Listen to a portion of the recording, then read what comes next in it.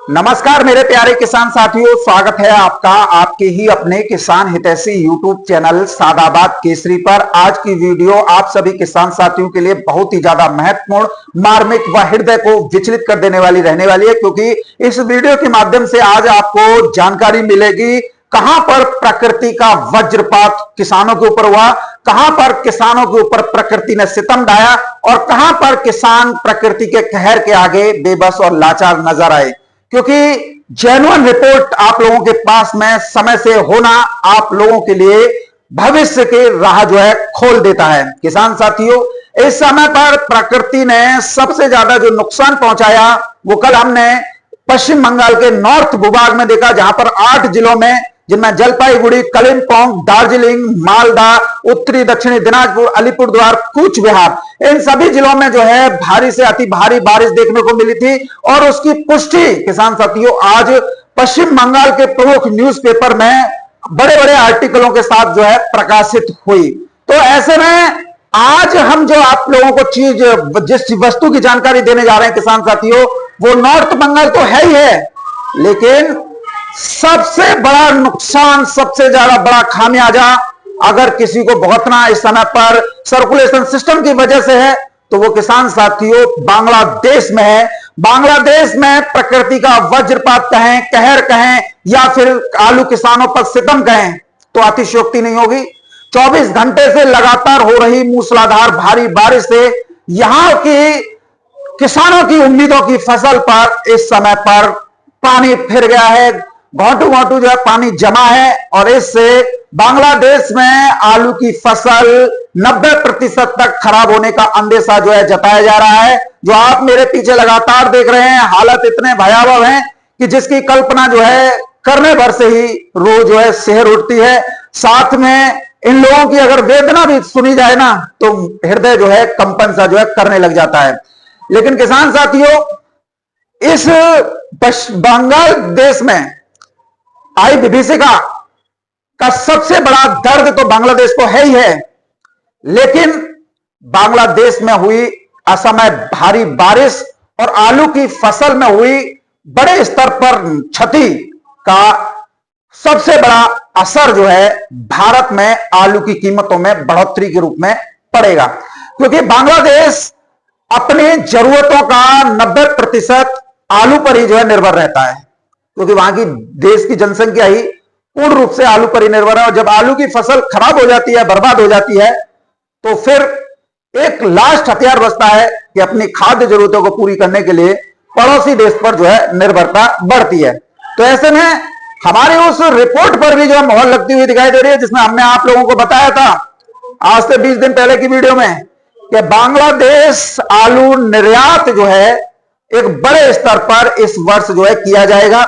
बांग्लादेश की रहमान सरकार जो नई बनी है उसने भी सकारात्मक दिशा में कदम उठाए, क्योंकि पैदावार वहां पर पहले से ही डाउन थी और अब ये प्राकृतिक आपदा बांग्लादेश के ऊपर एक कहर बनकर टूटी है। और इससे एक नई दिशा, एक नया आयाम, एक नए द्वार जो है भारत के आलू उत्पादक किसानों के लिए खुलते हुए जो है दिखाई दे रहे हैं। क्योंकि एक पड़ोसी ही पड़ोसी की मदद जो है सबसे पहले जो है करता है।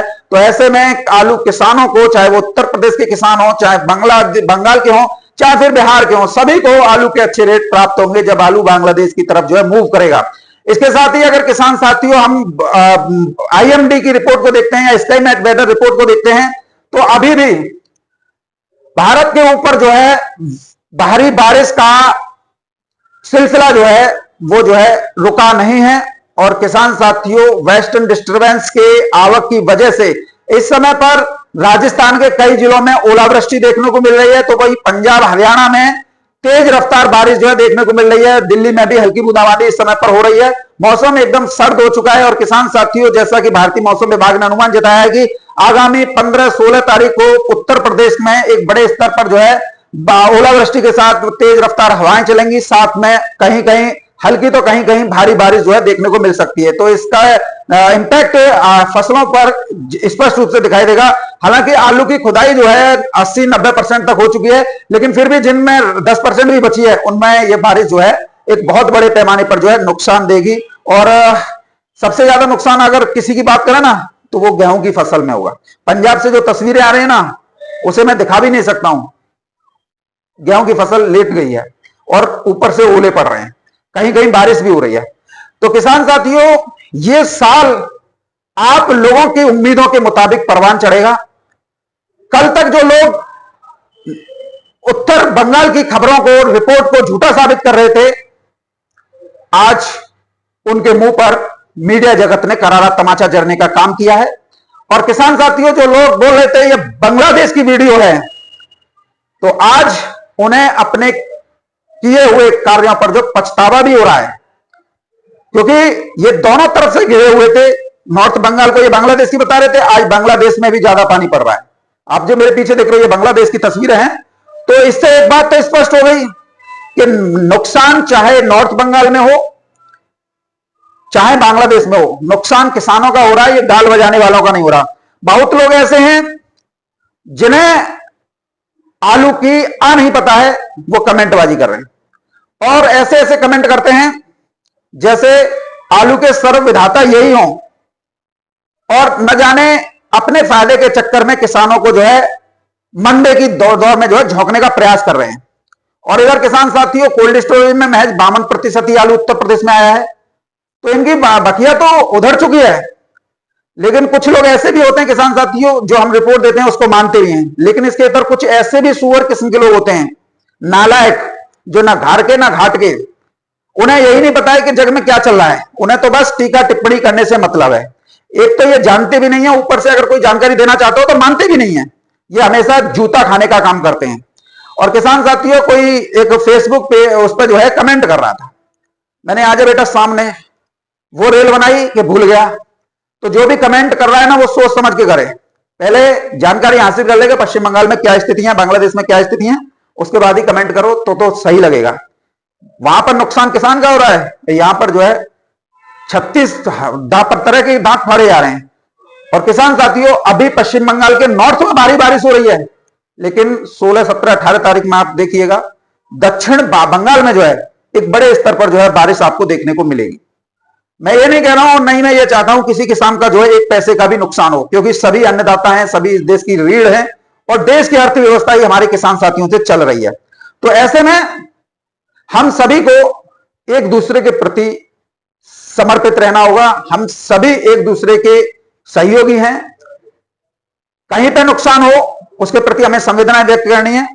हालांकि नुकसान से फायदा भी होगा, यह भी निश्चित है, एक बड़े स्तर पर फायदा होगा, उसका लाभ भी आप लोग लेंगे, लेकिन तब लेंगे जब आपके पास में इस तरीके की जानकारी होंगी।